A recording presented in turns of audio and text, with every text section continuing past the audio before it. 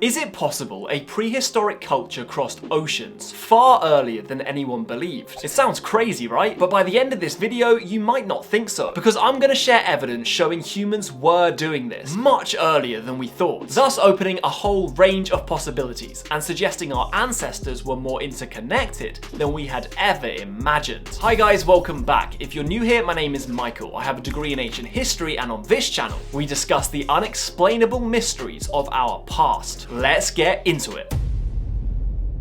We'll start with the Americas and the everlasting debate of when humans first got there. Traditionally, the view was Clovis first, a culture that migrated across the Bering Land Bridge 13,000 years ago, and were thought to be the earliest humans to enter the continent. However, this idea was shattered by discoveries such as Monte Verde, Bluefish Caves, White Sands footprints, and many others, pushing humanity's story in the Americas back by thousands of years. But even more intriguingly, we're starting to find much older evidence, like the Ceruti Mastodon site from 130,000 years ago, which suggests humans could have got here much earlier. How far back our history in the Americas goes is a tantalizing mystery, but there's one particular oddity that warrants special attention. There's a certain gene found deep in the Amazon and along the western coast of South America that simply shouldn't be there, known as the Y signal. It links indigenous people of this area to populations all the way across the Pacific, in Australia, New Guinea, and the local islands. Thousands of miles of open ocean lie between them, and according to the traditional narrative, this kind of contact was impossible in prehistoric times. Yet there it is, hidden in the DNA. This is bizarre and has had geneticists and archaeologists alike scratching their heads. The mainstream theory to explain this is that these people gradually migrated all the way up from Australasia, up through Asia, right to the top, and then across the land bridge into North America, all the way down again, and finally into South America. Which I guess sounds plausible, right? However, there's a big problem. This genetic signal only appears in South America. We don't find it anywhere in Central America, North America,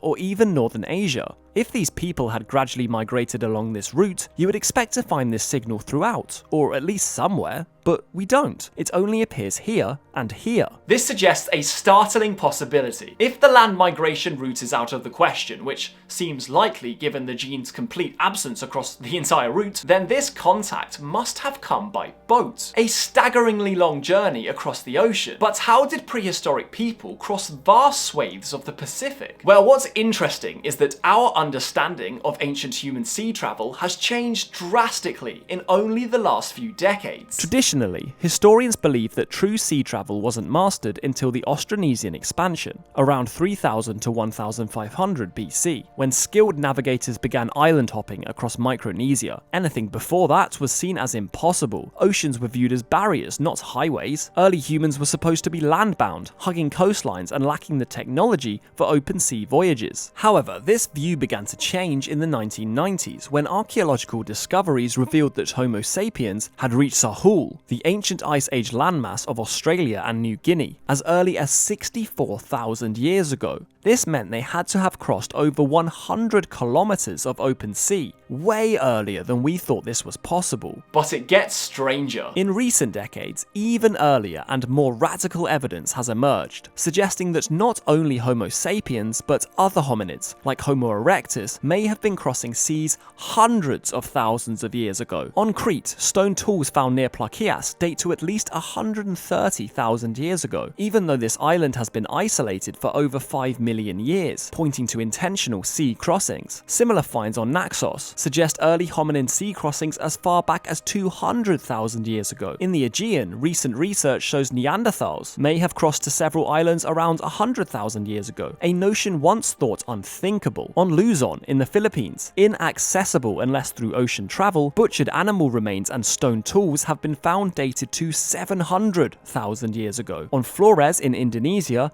evidence of Homo erectus dates back over 800,000 years, at a place requiring navigation across the deep Wallace Line. These finds don't just nudge back the timeline of seafaring, they obliterate the idea that oceans were barriers to ancient humans, upending everything we thought we knew about human migration, intelligence, and the interconnectedness of ancient populations. The reason I'm bringing this up is that if humans, and even our other hominid cousins, were crossing oceans hundreds of thousands of years ago, well, that changes everything. It means that ancient populations may have been far more mobile, connected, and cognitively advanced than we've ever given them credit for. This completely destroys the old idea that early humans lived in isolated pockets, cut off from one another by oceans and vast distances. Instead, oceans and island chains may have acted like stepping stones for global movements long before recorded history. This opens the door to early contact between distant cultures, the spread of ideas, technologies, and myths at a much earlier stage than previously believed. So with this in mind, a prehistoric traversing of the Pacific starts to become a bit more plausible. If we start to accept that the ability to cross open oceans is not a new phenomenon, and is in fact a skill humans have had for arguably longer than Homo sapiens have even been around, then it opens the door to some seriously intriguing possibilities. But still, this particular crossing is staggeringly large. There's roughly 9,000 kilometers of water between Australia and South America. So how could this have been possible? Well, we know there is a way this could have been achieved. In recorded history, the Polynesians accomplished this in the first millennium AD, by island hopping, traveling from each isolated island to the next. They are traditionally thought to be the first to do it, and remarkably reached at least as far as Easter Island, a staggering achievement. So, could this DNA signal be from the Polynesians? Did they perhaps make the final jump all the way to South America? Well, almost certainly not, or if they did, they are not the source of this signal. The population Y signal found in South America doesn't match what we'd expect from Polynesians arriving around 1000 AD.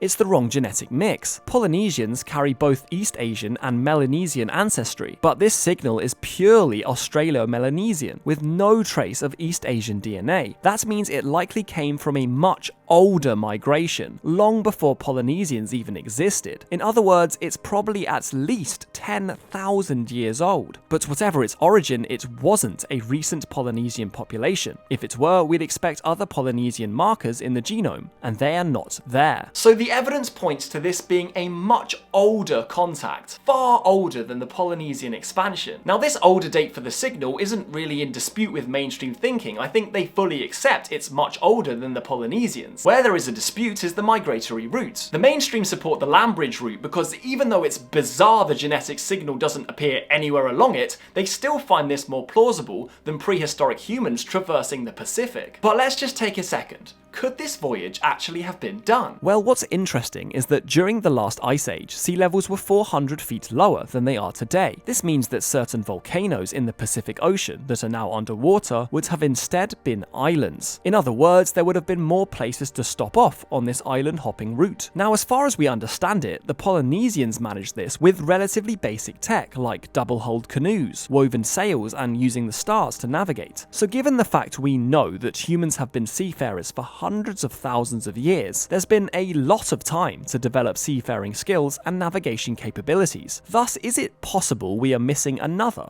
older culture who also managed to make this voyage at a time where it may have been slightly easier? Could a forgotten people have colonized the islands along this entire chain up to and including South America, way back in prehistory? If true, this would shatter conventional historical thought. Finding Easter Island is no easy feat, pretty much impossible to do accidentally. I mean, it's tiny in a vast open ocean. This means that if an older culture had managed it, they must have had pretty advanced navigational capabilities. At least as sophisticated as the Polynesians, who were master seafarers in their own right. So, considering the lack of genetic signal across the entire land route, the long human history of seafaring, and the blueprint of the Polynesians, I would argue it's plausible that some group, some culture, perhaps managed to traverse this distance at a much earlier time, reaching not only Easter Island but South America itself. And that is mental. Adding to all this are the glaring inconsistencies in Easter Island's historical timeline. According to the mainstream estimates, Polynesians arrived around 1200 AD, but within just a few centuries their society had collapsed, leaving hardly enough time for the rise and fall of a complex civilization. Yet we see remarkable megalithic architecture all across the island. The population was supposed to be quite small, only a few thousand individuals, so how did they have the time, ability, and motivation to construct all this in just a few hundred years? Even more puzzling is the design. The early constructions display perfectly fitted megalithic stonework, stonework, showing remarkable precision and are astoundingly similar in style to, you guessed it, much of the mysterious architecture in South America. I mean, look at this. This highly specific architectural style feels way too unique to be a coincidence. Why would these people, if they were completely isolated from each other, have independently come up with the exact same thing? That doesn't make sense. On top of this, these are the older ruins on Easter Island. The newer structures are much more rough and primitive. So how does it make sense that the Polynesians got here, immediately developed advanced megalithic construction, and then promptly forgot how to do it again, all in the space of a few hundred years? That simply doesn't add up. And why did the older, more impressive ones align perfectly with South America? Is it possible that whoever was responsible for this mysterious Y signal was also responsible for the advanced megalithic construction we see on Easter Island and in South America? Was there a much earlier, megalithic, seafaring culture that's been lost to time? Whatever you may think, it's certainly a fascinating mystery. But what is even more bizarre is that this highly distinctive style of architecture doesn't only pop up in Easter Island and South America, it also appears in Egypt. How on earth is it possible that such a distinct construction method was developed independently in places separated by oceans? Well, now we get into the realm of speculation, but hey, it's fun to speculate. Considering we know humans have been capable of traversing open ocean for hundreds of thousands of years, is it possible that we're missing a much older and more advanced culture in ancient human prehistory? One that was capable of traveling vast distances via boat and leaving their fingerprints across the world. The highly specific nature of this architectural